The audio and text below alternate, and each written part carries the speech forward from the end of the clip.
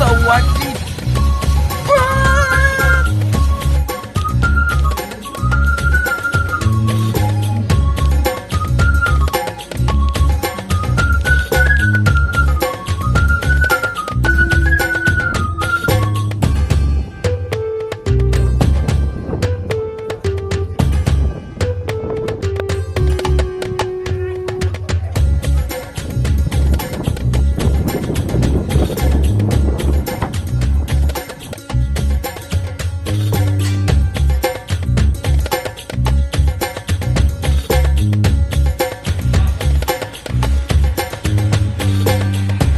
ความรักไม่ใช่ความรัก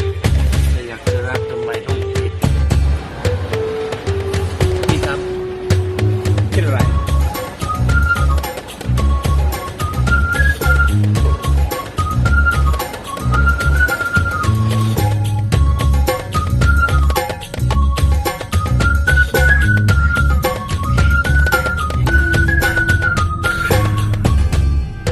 สวัสดีครับทุกคนวาหินสวยมากขอบคุณครับ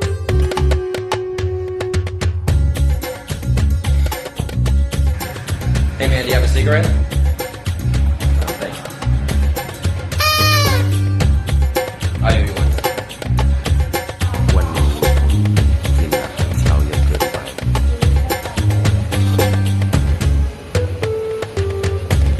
โอ้ยเยอะเกินไป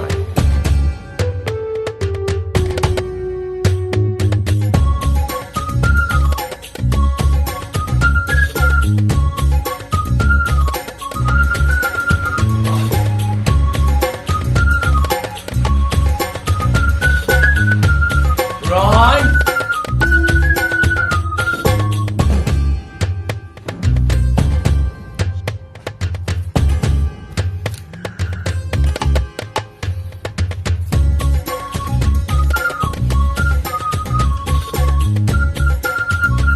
Somebody cut some spaghetti.